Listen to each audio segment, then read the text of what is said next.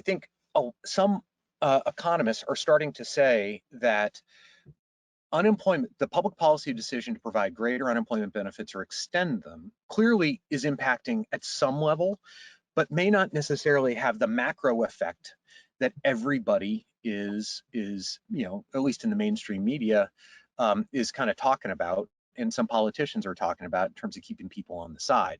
Because at some point, with the raises, wages are rising so quickly in certain sectors that the economic argument is that people would be being pulled off the sidelines if it was purely financial. At some point, you make more money by working. Okay, we're not. It's not necessarily happening in as quickly or interestingly and across the board as one would think. So let's take a look at that. So AppCast data here. We analyzed probably one of the hardest hit sectors in the talent war right now, which is hospitality and food service. Getting people to work in restaurants, getting people to work in hotels, getting people to go work at stadiums is super hard. And so we wanted to ask the data, is there a difference between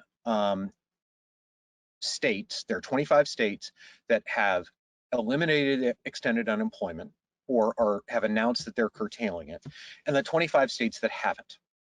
Now, you got to be careful, as they say, there are three types of lies in the world: lies, damn lies, and statistics. If all that you did was compare those 25 states to each other, you might come to a certain assessment that, in fact, getting rid of unemployment benefits does, in fact, have a positive role. But the interesting thing is what we're looking at here is job seeker intent. So the metric that we're measuring is how engaged are job seekers with a job ad, as measured by the click to apply rate, meaning how many clicks on jobs does it take for somebody to apply.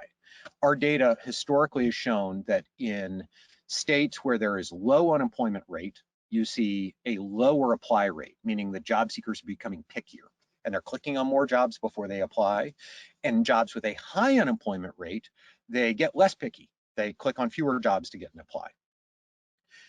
In the 25 states that that have gotten rid of extended unemployment or that have announced it, they historically, just at baseline, forget about any COVID, forget about any pandemic, their economies are such that job seekers click on fewer ads before they apply. So that's the orange line. What you see here is the states that have gotten rid of unemployment, they typically have a higher apply rate, and what we're measuring here is clicks to get an apply. So it's around 8, a little bit lower. While the 25 states that have kept it, honestly, traditionally have lower unemployment rates, and as a result, they tend to be pickier, and so you end up having, it takes more clicks for a job seeker to actually apply. So you gotta, this is a way of norming and comparing the baselines. And so what we actually have found is that if you take a look over the last 4 months and you look at the trend lines, if you take the thesis that the unemployment benefits, extending the unemployment benefits, in essence, is like giving somebody a job, therefore they are taking themselves, it's recreating a more competitive environment. What you would expect is you would expect to see, fewer clicks per apply. What we're finding is that the benefit that is gained by removing extended unemployment insurance is on the order of magnitude of about improving job seeker engagement by 10 to 15%. Okay, said differently, it's moving about 10 to 15% of the unemployed population to engage more with jobs and theoretically get hired. Interestingly, that is exactly in line with that other survey where it's 13%.